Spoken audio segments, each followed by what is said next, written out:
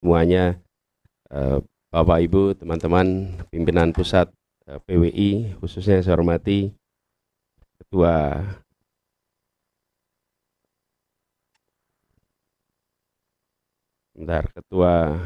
PWI Pusat Pak Henry Pangun, kemudian juga Sekjen Pak Said Iskandar Shah, Ketua Dewan Pers, Ketua Dewan Penasehat, Wakil Ketua Dewan Penasehat, dan semua saja tanpa disebut nama satu persatu. Ini banyak teman-teman yang biasanya diskusinya di media-medianya gitu, sekarang kumpul semua di sini. Terima kasih dan senang sekali bisa kembali ke PWI. Saya datang dengan didampingi Bang Saur Huta Barat, wartawan juga kelihatannya. Bang Saur Huta Barat, kemudian Pak Sudirman Said ada di sini, bersama-sama mendampingi untuk ngobrol. Tapi sebelum ngobrol lebih jauh, saya ingin cerita sedikit soal PWI ini. Karena nama PWI itu adalah nama di rumah kami. Dan masa kecil saya itu jalan kaki ke PWI rutin, kantor PWI di Jogja. Kenapa? Karena kakek itu adalah disebutnya waktu itu wartawan 3 zaman. Karena hari ini sudah tidak ada 3 zaman. Tapi waktu itu ada istilah 3 zaman. Zaman Belanda, zaman Jepang, dan zaman Republik. Jadi kalau teman-teman yang Bang Saur sih di Jogja waktu itu pasti ngalamin, itu adalah masa di mana saya datang ke acara-acara PWI. Jadi nama PWI itu nempel. Makanya tadi juga saya baru ngeh nih pas datang gitu kantor PWI. Ini kan tempat masa kecil itu selalu jalan-jalan di Jalan Ahmad Dahlan di Jogja, belakangnya Seni Sono. Seni Sono itu sebuah gedung, nanti belakangnya ada kantor PWI. Itu rutin saya datang ke situ, sangat sering. Dan itu pusat kota yang punya memori tersendiri. Makanya hari ini senang sekali bisa kembali ke PWI, ngobrol dengan Bapak Ibu sekalian terkait dengan banyak hal. Nah,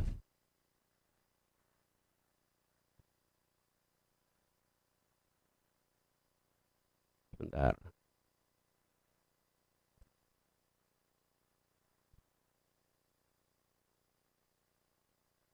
Saya lagi coba lihat pertanyaannya. Nah, ini dia.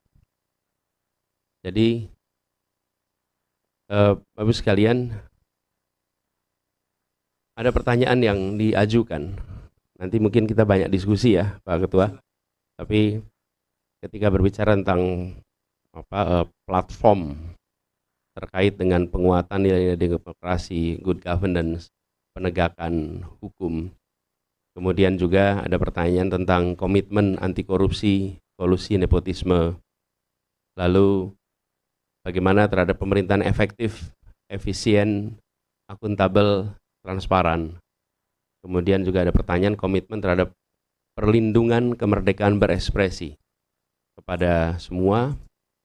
Dan 3 hal pertama, quick win yang akan dilakukan untuk terwujudnya keberlangsungan media yang profesional dari pusat sampai ke daerah. Itu 5 hal yang dikirimkan.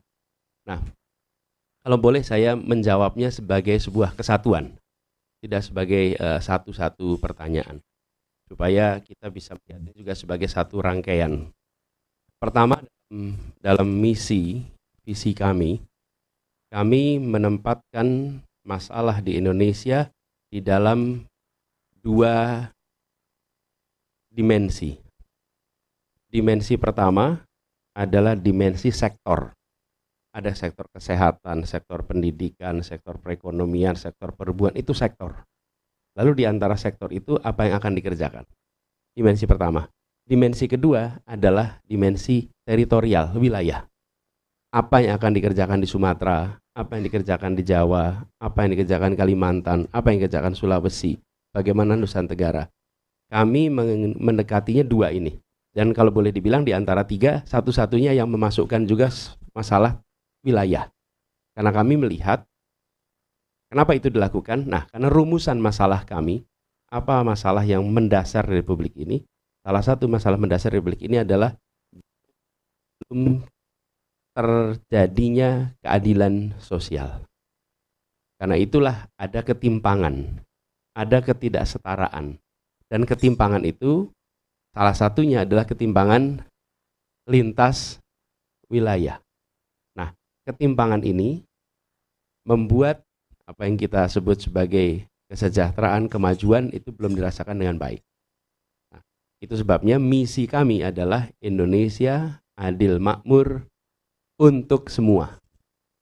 Digaris bawahi, bukan hanya Indonesia adil makmur, tapi garis bawahnya adalah untuk semua, supaya bisa, nah karena semua bisa menjangkau, maka sektor dan wilayah. Kemudian yang berikutnya adalah ketika kita berbicara tentang persoalan ketimpangan ini, saya ingin berikan gambaran sedikit. Apa sih fokus pembangunan kita? Fokus pembangunan kita itu pada manusianya.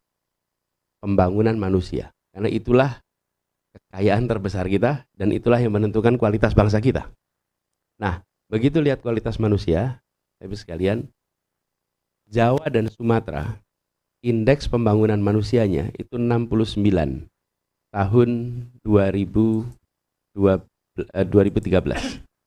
69 angkanya. Tahun 2022 di seluruh wilayah Indonesia angkanya 69. Apa artinya? Jawa dan Sumatera 10 tahun lebih maju daripada seluruh pulau lainnya. Oke. Bukan angkanya selisih 5 poin. Masalahnya 5 poin itu diraihnya 10 tahun. Jadi kalau kita hanya bilang, oh selisihnya 5 poin, seperti kayak gampang gitu naikin 5 poin itu. Enggak, 5 poin itu 10 tahun. Kalau ketinggalannya sampai 10 tahun, indeks kualitas manusia, maka ini bukan tanda yang sehat. Bukan tanda yang sehat. Nah, kenapa kami masukkan faktor waktu? Karena seringkali ketika kita menyebutkan selisih, kita tidak membayangkan berapa lama mencapai selisih itu. Itu sebabnya dimensi waktu menjadi penting. Nah, kualitas manusia ini, perekonomian kita, distribusi kesejahteraan menjadi kunci untuk menjaga Indonesia kami. Nah, ini ya yang kami ingin sampaikan. Kita ingin menjaga Indonesia supaya tetap satu kesatuan, baik utuh. Ini bukan karena kita nomor urutnya 1 ya, kemudian 1. Tapi ini udah dibikin kemarin-kemarin tuh. Jadi kita itu sudah mengalami beberapa kali 1. 1 yang pertama, 1 bangsa. Tahun 28 ditandai dengan bahasa bersama, dan kita pakai bahasa itu sekarang di sini sehingga dari manapun kita berada tidak perlu penterjemah. Bangun, pane dengan bintang nggak perlu penterjemah. Kalau pakai bahasa daerah lain masing-masing ini harus pakai penterjemah nih. Tapi kita 1 bangsa, 1. Yang kedua, 1 negara tahun 45. Yang ketiga, 1 kesatuan tahun 50. Tapi belum 1 tanah air. Karena kita masih tanah saja. 57 deklarasi Juanda, kita menjadi 1 tanah air. Nah, tapi deklarasi Juanda itu baru diakui dunia tahun 82. 25 tahun. Kita sudah 4 kali 1. Nah, 1 yang kelima, visi kami adalah 1 kemakmuran. 1 kemakmuran. 1 kemakmuran ini harus terjadi. Bapak Ibu sekalian mungkin ingat balkanisasi. Konflik etnik ya kuat. Kalau Bapak Ibu perhatikan, konflik etnik itu di ujung. Sebelumnya adalah disparitas yang luar biasa antar negara-negara, yang sekarang jadi negara 8 negara. Makedonia, Serbia, kemudian Bosnia, kemudian ada Montenegro. Itu semua disparitasnya luar biasa, tapi dibiarkan. Tito tidak melakukan apa-apa. Yang terjadi di ujung konflik etnik habis. Itu seperti hutan dikeringkan, sehingga ketika ada puntung rokok ya, nah kita biasanya konsentrasi pada puntung rokoknya siapa nih yang jatuhin. Lupa siapa yang ngeringin hutannya ini. Coba kalau hutannya basah, yang puntung rokok pun tidak berdampak. Nah, kami melihat bila ini dibiarkan terus risiko kita besar. Karena itulah kenapa harus ada kesetaraan. Nah, itulah yang menjadi visi kami, dan untuk itu bisa dilakukan, maka ini terkait dengan prinsip-prinsip nilai demokrasi. Indonesia sudah mengambil rute yang benar. Apa rute yang benar itu? Kita melakukan demokratisasi tahun 98-99 dan desentralisasi bersamaan. Banyak negara yang tidak melakukan ini bersama-sama. Biasanya demokratisasi saja, lalu desentralisasi saja. Kalau ini tidak. Dan desentralisasi itu ada beberapa fase. Ada dekonsentrasi, ada devolusi. Indonesia itu desentralisasinya sudah mendekati devolusi. Jadi kewenangan itu betul-betul diberikan kepada daerah kecuali beberapa urusan. Tujuannya apa? Kapasitas di pusat tidak mungkin bisa menyelesaikan semua urusan yang ada di daerah kalau perencanaannya tersentralisasi. Karena itu diperlukan desentralisasi, lalu diperlukan pemerintah daerah yang responsif. Nah, demokratisasi, desentralisasi. Tapi yang sekarang menurut kami beberapa waktu ini terakhir terjadi, akhir-akhir ini, adalah demokratisasinya yang sudah dikerjakan dengan berbagai macam reformasi partaian, reformasi pemilihan umum, reformasi hubungan antar lembaga tinggi negara, itu kan semuanya mengalami reformasi. Ini dalam beberapa tahun terakhir ini kita mengalami penurunan kualitas demokrasi kita. Indikator-indikatornya ada. Kita bisa lihat penurunan kualitas demokrasi. Yang kedua, desentralisasi yang kita sudah beberapa waktu ini terjadi resentralisasi dengan ada revisi-revisi perundangan dan keputusan-keputusan. Saya beri contoh. Saya mengambil keputusan untuk membuat peraturan gubernur. Peraturan gubernur itu harus melewati Kementerian Dalam Negeri dan disetujui Menteri Dalam Negeri, baru peraturan gubernur itu bisa dijalankan. Padahal kewenangannya ada pada gubernur. Itu yang terjadi pada semua. Sesungguhnya itu mau merespon keadaan. Banyak yang bikin aturan macam-macam. Karena itu harus dilempengkan. Tapi yang dikerjakan bukan melempengkan, tapi melakukan resentralisasi. Akhirnya apa? Backlog. Pergubnya udah keluar, baru sekian bulan kemudian, nanti minggu kemudian baru itu keluar. Kenapa? Ya bayangkan, di sini harus menampung seluruh pergub dari seluruh Indonesia, lalu diverifikasi, diproses, dan potensi hengki-pengki di dalam. Potensi. Karena peraturan itu kan, ini kan perubahan peraturan. Mendadak di ujung, ini contoh resentralisasi yang kami alami. Begitu juga dengan pertambangan energi dan lain-lain. Yang banyak kewenangan ditarik ke pusat.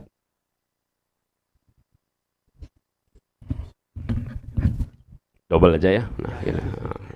Mudah-mudahan malah jadi stereo gitu. Ya. Kelihatannya treble-nya perlu ditambah, Mas.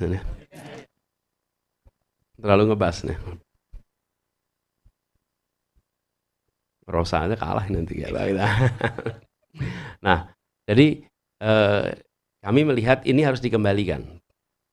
Jadi ketika tadi ini menjawab pertanyaan yang di belakang sebenarnya, bagaimana pemerintahan menjadi efektif? Saya merasa bersyukur karena pernah merasakan berada di pemerintahan pusat, lalu ditugaskan menjadi pemerintah daerah, walaupun lokasinya masih di Jakarta. Tapi statusnya adalah pemerintah daerah. Dan satu-satunya pemerintah daerah yang tidak harus pergi kemana-mana kalau dipanggil pemerintah pusat. Kalau yang lain harus terbang, kalau kita cuma nyebrang jalan aja itu kalau panggil. Nah, apa yang menurut kami penting? Desentralisasi jangan ditarik menjadi resentralisasi, tetapi desentralisasi ini harus diiringi dengan guideline KPI atas capaian yang harus dilakukan oleh provinsi dan kabupaten kota. Jadi kalau sekarang kita punya komitmen dunia internasional soal lingkungan hidup, kan kita ikut nih COP20, Paris Agreement, ini Pak Presiden juga lagi berangkat ke COP di Dubai. Itu komitmen itu kan tanda tangan global. Yang melakukan eksekusi siapa nanti?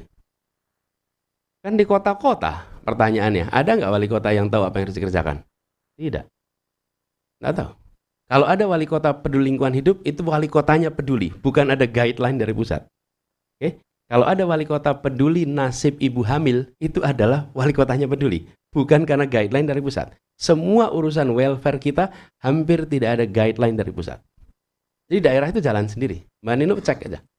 Kita ini, saya dipanggil satu, kalau dipanggil itu masih dikumpulin. Satu, kalau ada silpa yang besar. Yang kedua, kalau uang diparkir di banknya banyak. Yang ketiga, kalau penggunaan produk dalam negeri di dalam pengadaan barang dan jasa itu rendah. Tapi kesehatan ibu, kesehatan anak, jumlah sekolah, jumlah ruang kelas, nggak ada itu semua. Nah itu yang justru kami mau buat. Jadi kami merasa untuk menjadikan pemerintah jadi efektif, maka pemerintah pusat harus menyusun kebijakan sampai di level provinsi, dan level provinsi meneruskan di level kabupaten kota. Sehingga di semua aspek pemerintahan, tiap kepala daerah itu tahu apa yang harus dikerjakan. Kenapa? Pemerintah pusat ini melakukan transfer ke daerah uang banyak sekali. Uangnya dikirimkan, tapi KPI-nya nggak ada. Nah ketika KPI-nya nggak ada, maka desentralisasi itu sangat tergantung kepada respon masyarakat di sekitarnya. Kalau tidak ada media, yang nggak jadi perhatian. Aman kalau tidak ada media, sosial media. Tapi kalau ada media, baru responsif. Betul tidak? Ini kan kenyataan di lapangan. Nah, kami melihat ini harus diubah. Nah, dulu ketika saya bertugas di kementerian, kami merasakan itu. Pendidikan itu banyak wilayah yang alokasi anggarannya tidak 20%. Tidak 20%. Dan tidak ada yang perhatikan. Jadi kami membuat namanya neraca pendidikan per kabupaten kota, per provinsi se-Indonesia. Dan ketemu kabupaten yang alokasi per siswa per tahun 80.000. Ketemu kabupaten tetangganya, kota, yang alokasi per siswa per tahun 250.000. Lalu ketemu kota yang alokasinya 500.000. Lalu ketemu kota yang alokasinya 5 juta rupiah, ini Jakarta. Bayangkan 80, 250, 500, dan Jakarta 5 juta per anak per tahun. Bagaimana kita bisa membangun? Nah ini semua tersembunyi di bawah permukaan layar. Nah, bagaimana kita bisa mengubah jika ini tidak diadres? Kewenangan diberikan, fiskal power diberikan, tapi tidak ada guideline capaian. Diserahkan kepada rakyat. Nah rakyat itu dicek kepuasannya. Kepuasan itu tergantung pada kinerja? Tidak. Kepuasan itu tergantung ekspektasi. Kalau ekspektasinya rendah, kepuasan itu mudah. Kalau ekspektasinya tinggi, kepuasan itu sulit. Nah kalau ekspektasinya rendah, maka kalau ditanya puas tidak? Puas. Sekolah sampai apa? SMP, syukurlah. Dulu bapak nggak sekolah. Nah itu repot Pak kita. Ekspektasinya rendah. Jadi SMP sudah puas. Nah ini yang harus kita ubah. Jadi kami melihat untuk pemerintah efektif harus lakukan itu. Desentralisasi jalan. Kemudian yang berikutnya tentang demokrasi. Demokrasi ini yang paling kita lihat sebagai salah satu masalah adalah kita ingin menjaga agar pasal 1 ayat 3 Undang-Undang Dasar 45 itu terjaga terus. Yaitu hukum di atas kekuasaan, karena ini negara hukum, bukan negara kekuasaan. Jangan sampai Indonesia bergeser menjadi negara kekuasaan. Dalam negara hukum, kekuasaan diatur hukum. Dalam negara kekuasaan, hukum diatur oleh kekuasaan. Dan menurut saya ini harus kita jaga supaya Indonesia tetap berada di dalam jalur sebagai negara hukum. Dan ini membutuhkan komitmen dan membutuhkan pengawasan dari semuanya. Kami melihat komitmen tentang ini yang insya Allah dari sisi kami, ini akan kami pegang sebagai komitmen untuk menjaga Indonesia sebagai negara hukum. Dan memberikan ruang kebebasan untuk berekspresi. Kami melihat ada pasal-pasal di dalam perundangan kita yang menghambat orang untuk berani mengungkapkan pandangan. Termasuk di dalam Undang-Undang ITE. Di situ ada pasal-pasal yang menurut kami itu perlu direvisi sehingga tidak menimbulkan rasa takut di dalam berekspresi. Saya pernah sampaikan berapa kali, selama di sosmed orang masih nyebut kata Indonesia dengan istilah Wakanda, dengan istilah Konoha, maka Indonesia masih ada masalah. Tapi kalau kita sudah berani menyebut dengan nama Indonesia, maka perasaan takut itu tidak boleh ada. Berkali-kali kami sampaikan, takut itu hanya boleh di tempat yang otoriter.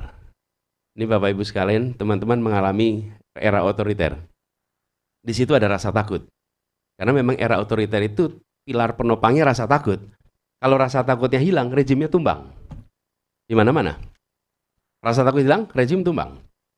Di Timur Tengah, di Iran, di Manila, dimanapun. Indonesia juga mengalami. Nah, kalau demokrasi, pilarnya trust. Trust inilah yang menjadi kekuatan demokrasi, kepercayaan. Nah, kami melihat trust itu mengalami penurunan yang luar biasa.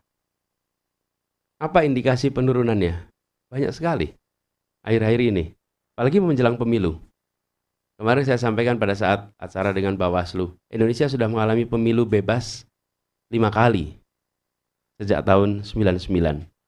Dan sebelum pemilu, kita selalu berbicara tentang bagaimana semua calon habis. Hari ini percakapan yang dominan adalah netralitas. Pertanyaan yang dominan adalah akankah terjadi kecurangan? Akankah ada problem sistemik? Itu artinya tumbuh keraguan atas negara di dalam menyelenggarakan salah satu ritual demokrasi. Ritual demokrasi ini pemilu yang waktunya hanya 6 jam, jam 7 pagi sampai jam 1 siang, hanya 6 jam. Itu dikhawatirkan semua orang, apalagi muncul peristiwa data KPU kemarin bocor, memberikan pesan kepada semua tentang penurunan trust yang agak serius. Ini harus dikembalikan karena kekuatan kita justru pada trust pada institusi, mulai dari institusi kepresidenan, institusi perwakilan, institusi hukum, institusi judisiari, dan itu semua harus trust-nya itu ditinggikan. Hari ini kita merasakan itu menurun.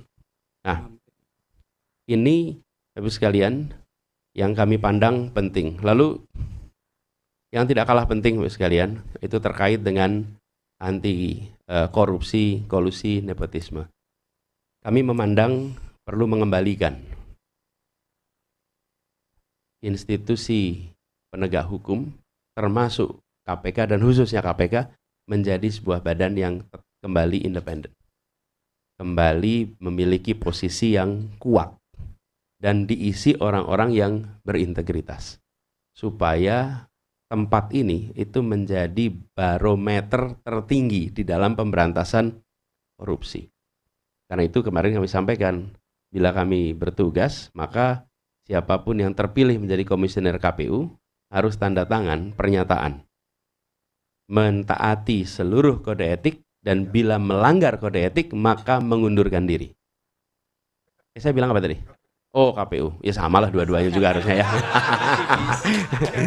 Ya, ini slip of mind ini apa slip of tongue ini. Ya, dua-duanya lah gitu. Saya bilang KPU ya tadi ya. Keseringan kantor KPU akhirnya ini tuh. KPK udah lama, udah tahun lalu KPK itu soalnya. Ya. Iya, memang ya. Jadi kembali ke sini, bila komisioner KPK terpilih maka harus menandatangani komitmen itu. Fakta itu, bila melanggar kode etik maka mengundurkan diri. Karena menurut saya KPK itu bukan sekedar mentaati aturan hukum. Dia harus lebih tinggi daripada aturan hukum. Dia harus bicara kepatutan. Dan kepatutan itu etika. Kode etik, patut. Ini yang harus dijaga. Karena kalau tidak, wibawa dari upaya pemberantasan korupsi ini turun. Dan ini akan menurunnya luar biasa. Yang berikutnya adalah soal nepotisme. Dan ini memang harus ada ketegasan dan percontohan. Karena kalau tidak ada contoh agak repot kita. Nepotisme ini dicontohkan, bukan diceramahkan. Jadi ini yang harus kita tunjukkan sama-sama. Ya, jadi kan kalau kita menyebut soal MK kemarin, itu bukan kita menuduh. Ini kan keputusan MK. MK itu Majelis Kehormatan Mahkamah Konstitusi. Dan Majelis Kehormatan itu dikatakan bersalah, bukan? Pelanggaran etik berat. Beberapa waktu yang lalu ada beberapa orang guru masyarakat yang datang dari saya nggak usah sebut provinsi, nanti cari orangnya kasihan itu. Tapi dia cerita, Pak Anies, ini masalahnya kami meminta tolong besok ke depan, kalau pengangkatan guru-guru, tolong jangan nepotisme. Orang dalam, ponakannya, saudaranya, sudah siapa kepala sekolah, kepala dinas, dan lain-lain. Dan ketika mereka itu mengadu, Pak ini orang dalam jawabannya, oh di Jakarta aja begitu, apalagi kita di daerah. Kan susah jawabnya. Makanya Anda jangan protes di Jakarta gitu kok. Inilah yang membuat saya bilang harus dicontohkan. Karena kalau tidak dicontohkan di daerah menular. Dan menularnya biasanya lebih ekstrim. Nah, mungkin itu ya teman-teman sekalian. Baik pengantar, saya ada slide tapi kita di sini lebih enak ngobrol daripada lihat slide. Kita diskusi. Siap-siap ya. Ya. Baik. Kita ngobrol